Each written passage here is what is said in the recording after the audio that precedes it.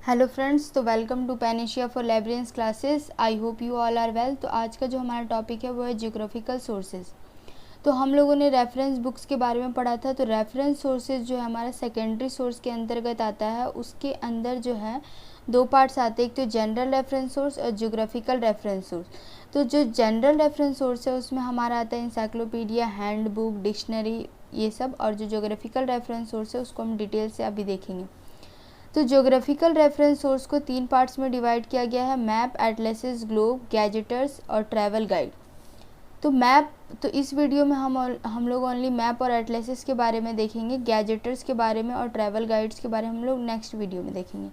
तो मैप और एटलसेस को फिर से 3 पार्ट में बांटा गया है: जनरल और topographic maps, local maps, special और थीमेटिक मैप्स। यहाँ से क्वेश्चन बनता है, पूछा जाता है कि थीमेटिक मैप्स क्या होता है। तो जो हमारा स्पेशल मैप्स होता है वही थीमेटिक मैप्स कहलाता है। जैसे कि हमारा कोई हिस्टोरिकल मोनूमेंट है तो वो क्या है, एक स्पेशल है। तो अगर हम लोग को उसके बारे में जानना है तो वो किसके अंतर्गत आएगा, स्पेशल मैप्स के अंतर्गत, मीन्स कि थीमेटिक मैप्स के अंतर्गत। फिर हमारे गैजेटर को भी 3 पार्ट्स में बांटा जाता है: इंटरनेशनल, नेशनल एंड लोकल। फिर ट्रैवल गाइड्स में 2 पार्ट आते हैं: सीरीज एंड इंडिविजुअल्स। अब जो है सबसे पहला आपसे क्वेश्चन यहाँ से पूछा जाता है कि गैजेट जो है किस टाइप का इन्फॉर्मेशन देता है। तो एक ऑफिशियल अनाउंसमेंट जो है गैजेट देता है।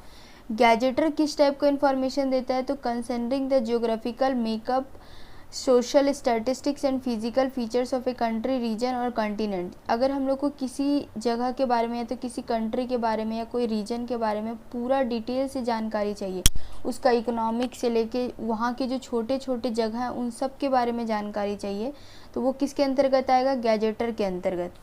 अब एटलस का टर्म जो है सबसे पहले किस साइंटिस्ट ने यूज़ किया था, तो मार्क क्वेटर। और ग्लोब का जो है फर्स्ट मॉडल सबसे पहले कहाँ बनाया गया था, तो न्यूजेनबर्ग इन जर्मनी 1492 में। अब यहाँ जो मैप है उसको कितने पार्ट्स में डिवाइड किया गया, पहले physical map, topographic maps, route map, political map, historical map and special और थीमेटिक मैप। स्पेशल और थीमेटिक मैप्स के बारे में मैंने आप लोग को बता दिया। Physical map, route map, political map, historical map तो आई होप आप लोग को पता होगा। तो टोपोग्राफिक मैप से आपसे क्वेश्चन इस तरीके से पूछा जाता है कि टोपोग्राफिक मैप किस टाइप का इन्फॉर्मेशन देता है। तो याद रखिएगा, टोपोग्राफिक मैप जो है detail record of land area, मतलब लैंड का जितना लैंड एरिया जितना भी हो सबका डिटेल रिकॉर्ड कौन देगा, टोपोग्राफिक मैप्स।